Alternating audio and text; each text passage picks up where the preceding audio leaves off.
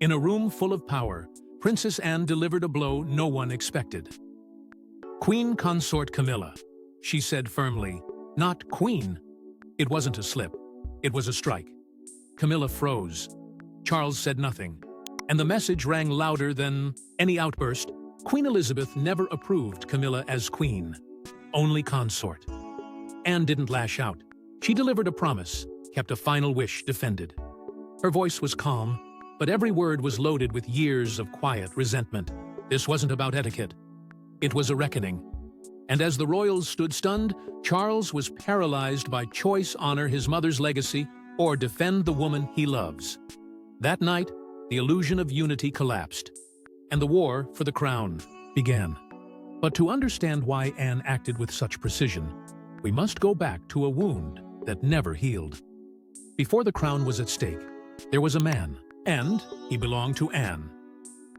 In the guarded halls of royalty, where duty always outweighs desire, Princess Anne found a rare light in Andrew Parker Bowles. He wasn't just a companion, he was a constant, steadfast, charming, grounded in ways few others in Anne's world were. While the public focused on palace engagements and military inspections, Anne lived a quiet romance behind closed doors, one shaped by shared trust and soft defiance. Those closest to her whispered of love, even the possibility of marriage. And for a brief moment, it seemed Anne might carve out her own fate. But fate, in the royal household, answers to the church, and Andrew, being Catholic, was a barrier Anne could never cross. The monarchy didn't yell. It didn't argue. It simply reminded Anne of her place, a princess of the Church of England.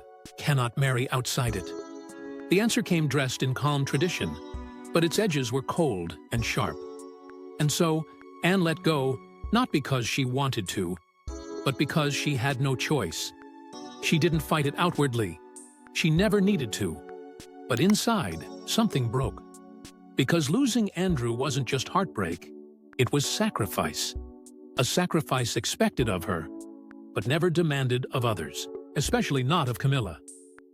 Years passed, but the scar didn't fade. Then, with disarming ease, Camilla entered the picture not as a friend or confidant, but as Andrew's wife.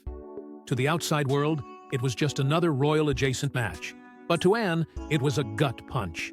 The very man she had been forced to give up, taken by the woman who had never faced the same restraints. Camilla didn't just marry Andrew, she stepped into a chapter of Anne's life that had been stolen. And she did it without burden, without consequence. To Anne, that wasn't love, it was theft. And the pages kept turning, because it didn't stop there. Camilla's ambition, subtle but steady, moved through the decades. Years later, she would marry Prince Charles, Anne's brother, her confidant, the one she had stood by through every royal scandal and public humiliation. With that union, Camilla didn't just take Anne's past, she took her future. Charles wasn't just a monarch in waiting, he was the embodiment of legacy. And now, the same woman who had quietly dismantled Anne's chance at happiness was walking alongside the crown. It wasn't romantic, it was calculated. And Anne saw it for what it was, a hostile takeover, cloaked in pearls and public goodwill. To Toots, the world, Camilla's story might have read like redemption, but to Anne, it reeked of betrayal. Not once, but twice, Camilla had invaded sacred ground. And each time, she walked away with something Anne was forced to surrender. A man, a brother, and soon, Anne feared a crown. But Anne never forgot. She carried that pain with the precision of a soldier and the silence of a daughter sworn to protect the monarchy. That heartbreak festered for years, until Camilla overstepped again. It was just one word, dropped quietly, but it changed everything. At first, the shift was barely noticeable. A few royal press releases, a couple of updated titles at formal events, then subtle changes in how broadcasters introduced her. Queen Camilla, not Queen Consort, just Queen. And with each omission of that one word, Anne felt the blood drain from tradition itself. Because Camilla hadn't earned that title not by royal standard, not by the Queen's wishes, and certainly not in Anne's eyes. There had been no proclamation, no formal decree from the palace. Only silence, the kind that grows loud with every unchecked step. Anne had kept her distance. She had watched and waited. But this quiet rebranding felt like a theft of history, of legacy, of truth. Queen Elizabeth had made herself crystal clear in her final days.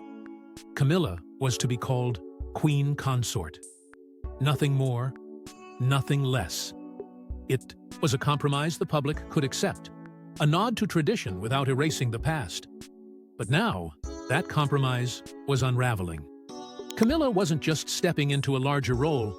She was claiming a crown she was never meant to wear, and Anne was having none of it.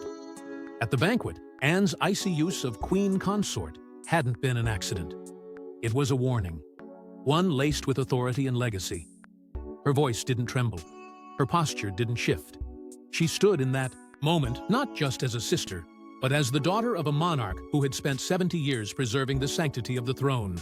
And when the room fell into that brutal, unforgettable silence, the message was unmistakable.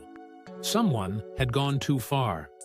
Palace aides who had long served under both queens, the one gone and the one attempting to rise, confirmed what many had whispered. This wasn't just a slip in etiquette. Anne's cold defiance was real, her glances sharp, her curtsies missing, and her silence around Camilla, deafening. These weren't minor gestures. In royal circles, they were declarations. And Anne, armed with the weight of royal precedence, knew her place and Camilla's. By birth, Anne outranked her, and she was prepared to remind everyone of that every time Camilla tried to rewrite the past. Behind closed doors, tension pulsed through the palace. The staff felt it. The family felt it. Even Camilla, behind her composed smile, couldn't ignore the shift. Because this wasn't just a dispute about titles, it was a rebellion against rewriting history. And Anne wasn't rebelling out of resentment. She was doing it out of loyalty. But the fire behind Anne's fury wasn't just about titles. It was about a promise made in private. In her final hours, the Queen whispered one last truth, and it was not meant for public ears. The palace was quiet, blanketed in the hush that only comes when the end feels near. Doctors came and went with clinical precision, staff moved in silence, and those closest to her gathered not with words, but with the weight of history pressing down on their shoulders. But amid the silence, Queen Elizabeth summoned one voice. To her side, not her heir, not her consort, but her daughter, Princess Anne. And what she told her wasn't political, it wasn't ceremonial, it was deeply personal. A truth shaped by decades of devotion to the throne and a clear-eyed understanding of what the monarchy could and could not survive. Camilla, the Queen said with finality, is to be Queen Consort, not Queen. It wasn't bitterness, it wasn't vengeance, it was preservation. Elizabeth had weathered wars, scandals, divorces, and deaths. She had seen the monarchy endure crises that would have brought other institutions to their knees. But through it all, she protected its image, its mystique. And in her mind, the line between Queen and Queen Consort was not just symbolic, it was sacred. Camilla, no matter how the public had warmed to her or how long she had stood beside Charles, was never meant to wear the crown without condition. The legacy of Diana, the memory of betrayal, the fragile thread of public trust, it all demanded clarity. This was her last act of stewardship, and she entrusted it to Anne. The Queen never made it official. No press release, no will, no signed document. Just a quiet conviction shared with the one person she knew would never forget. And Anne didn't. It became a promise carved into her sense of duty, carried with the same steel resolve that had defined her entire life. But when Camilla later began assuming the full title, Anne saw it not as a misunderstanding, but a violation. A rewriting of legacy before the Queen's body was even cold. To Camilla, perhaps, it was a slight formality, a detail. To Anne, it was sacrilege. And Charles? He knew. That much was certain. Maybe not in the same intimate way Anne did, but the Queen had made her preferences known more than once. Whispered affirmations, subtle phrasing in public addresses, decisions wrapped in royal restraint. Charles had heard it, felt it. But as the moment came, he chose silence. Not denial, not confirmation, just silence. And with that silence, The EB Queen's last wish began to unravel. Anne watched the headlines change, the introductions shift, the history being rewritten word by word. She didn't scream. She didn't plead. She waited. And when the moment came at that now infamous banquet, she reminded everyone of what had truly been said behind closed doors. Not for power, not for pride, but for legacy. As Charles stayed silent, another royal began rising, Kate Middleton, Diana's spiritual heir. She didn't demand the crown. The people offered it to her. From the moment Kate Middleton stepped into the royal spotlight, the public sensed something different. There were no grand declarations, no calculated efforts to charm the cameras. Instead, there was poise, humility, and a quiet grace that stirred memories of another woman, one who had once lit up the monarchy with empathy and authenticity. Kate didn't try to replace Diana, but somehow, without even meaning to, she echoed. Her and the public, still haunted by the tragedy that had robbed them of a beloved princess, embraced Kate with open arms. Her rise wasn't meteoric. It was steady, deliberate, and unshakably sincere. Every smile, every engagement, every act of service felt genuine. She didn't seek the spotlight, yet it followed her. While others rehearsed charm, Kate embodied it. While others calculated legacy, she built it quietly. It was this effortless connection to the people, this unforced royalty, that rattled Camilla to her core. Because, no matter how many years she'd spent rehabilitating her public image, Camilla couldn't escape the shadows. First Diana's, now Kate's. And the resentment began to fester. Behind palace walls, it took shape in small, sharp ways. Like the day Kate's parents, respected yet common, were reportedly forced to enter through the servants' entrance during a palace visit, a decision some believed was orchestrated by Camilla herself. Subtle, but unmistakable. A reminder that titles and tradition still drew lines in the royal sand. But Kate didn't protest. She didn't lash out. She walked through that door with her head high and her dignity intact. That quiet strength unnerved Camilla more than any outburst ever could. For Camilla, each headline praising Kate felt like a sting. For Kate, each challenge was a test she passed by simply being herself. And when the moment came at a public event steeped in royal formality, Kate made a decision, one that shook the room without a word. Tradition dictated that she curtsy to Camilla. She didn't. She stood tall, moved forward, and never broke eye contact. It was elegant, controlled, and it was heard across every hall of Buckingham Palace. That gesture wasn't arrogance, it was resolve, a silent declaration that respect must be earned, not assumed. The public noticed, the royals noticed, and Camilla, most of all, noticed. Because in that moment, it was clear. Kate wasn't just the Duchess of Cambridge. She was the future of the monarchy. The embodiment of everything Camilla had tried and failed to become. Loved without effort, respected without fear. A symbol of modern royalty rooted in compassion, not control. But this wasn't just Kate's war to fight. It was William's too, and his reasons ran deeper. Before he was a prince, he was a boy watching his mother cry. Those moments never left him the quiet ones. The ones that happened when the cameras were gone, when the palace corridors were empty, and when Diana, his mother, no longer had the strength to pretend everything was fine. William didn't just witness heartbreak, he absorbed it. Every tear she shed, every whisper of betrayal, every painful silence between his parents became etched into his memory.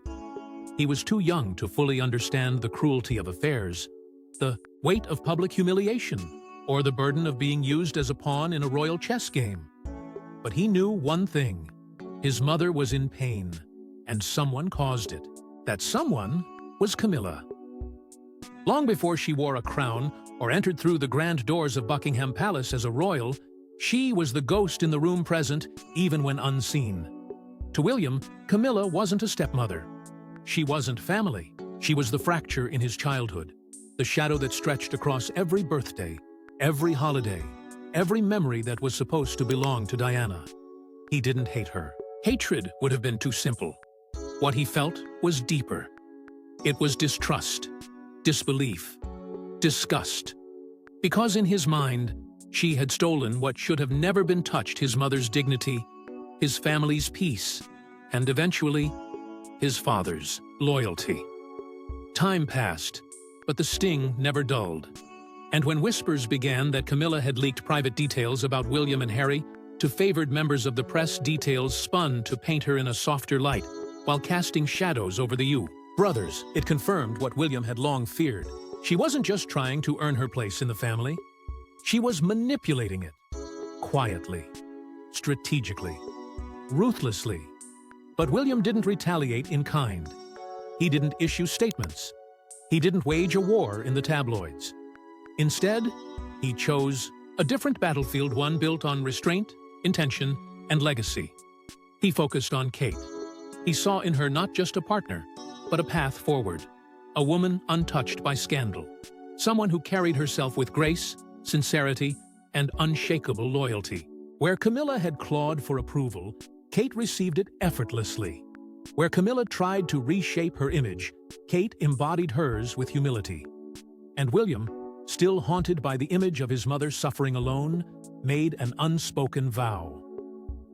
The monarchy's future would not echo its past. Every move he made was deliberate. Every appearance with Kate was a statement of contrast. While Camilla was fighting to hold on to the title she was never truly given, William was building a vision of the crown that didn't include her. Not now, not ever.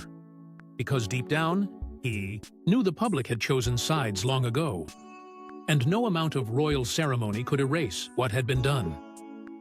Camilla tried to play the long game, but she was surrounded by shadows of women she couldn't escape. She wore the crown, but no one followed her. Camilla may have held the title, but within the palace walls, she moved like a ghost. The corridors grew colder around her. The conversations, quieter when she entered. What once was a subtle discomfort became something much heavier: complete isolation. No dramatic exile, no official statement, just absence. From the Queen's chair to the Queen's silence, Camilla was surrounded by rituals that no longer made space for her. The crown sat on her head, but the power had quietly slipped from her hands. Charles saw it happening. He felt it in every strained meeting, every awkward glance exchanged across royal events. But he didn't act. He had spent so many years defending her, reshaping her image, softening the world's judgment. And now, faced with the collapse of that fragile facade, he chose the same thing he always had: silence. Maybe he hoped the storm would pass. Maybe he believed that time would heal what duty had shattered. But time wasn't on their side. The palace had changed, and it no longer protected her. Princess Anne made that perfectly clear. She didn't raise her voice. She didn't need to. Her actions were enough. She refused to bow. She refused to refer to Camilla by anything more than consort. And she never, not once, acknowledged her as queen. These weren't passive gestures. They were calculated, deliberate acts of defiance, acts that spoke to something deeper. A woman defending her mother's dying wish, preserving a legacy the crown itself seemed willing to betray. And the effects were undeniable. Camilla's appearances became more limited, her invitations more selective. The photos showed at first smaller roles, background placements, moments trimmed down to politeness rather than prominence. There was no announcement, no royal retraction of titles, but the message was clear. The institution was slowly retreating from her. Not because of scandal, not because of decree, but because the heart of the monarchy, the people, the family, the future had moved on without her. The public didn't protest in her absence. They barely noticed. Their attention had shifted long ago, drawn toward the magnetic presence of William and Kate. They were the story now, the hope, the bridge between tradition and modernity. Every handshake, every speech, every photo with their children became a subtle coronation of their own. In contrast, Camilla's presence faded, and with it, so did the illusion that she had ever truly belonged at the top. She wasn't cast out. She was left behind. But this battle wasn't just personal. It signaled a monarchy in transition.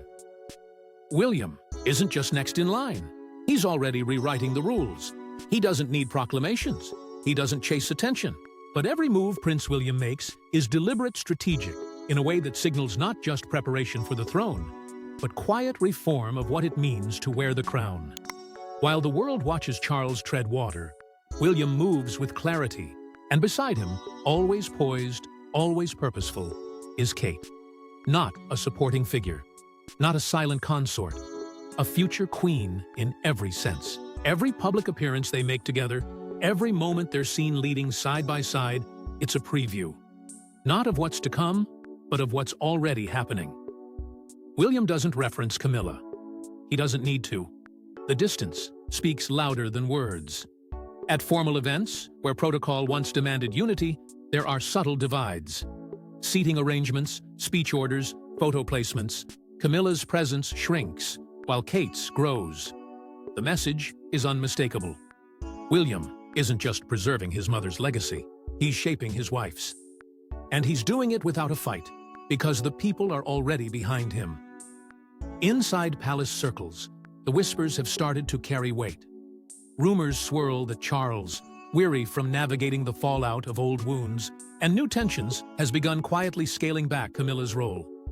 Fewer engagements, less prominence. No explanation, just the quiet pullback of power.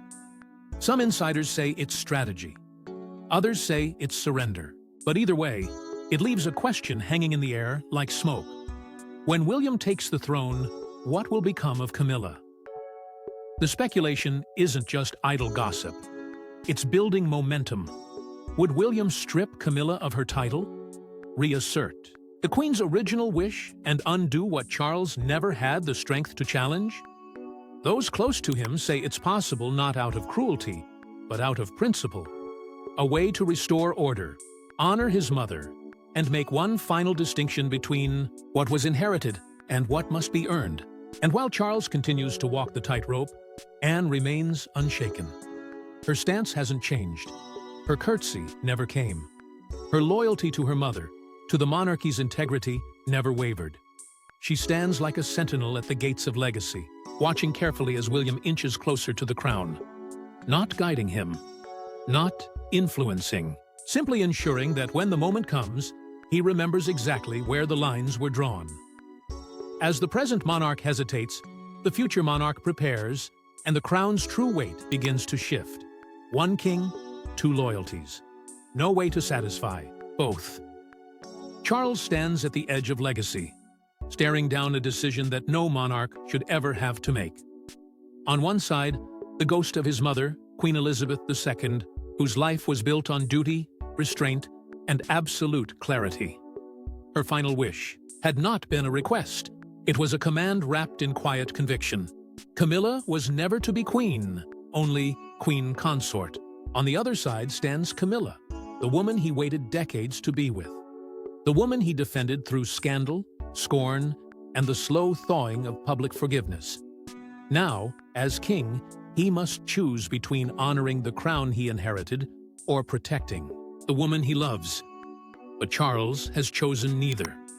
Instead, he's chosen silence. And in the space left behind, that silence has become deafening.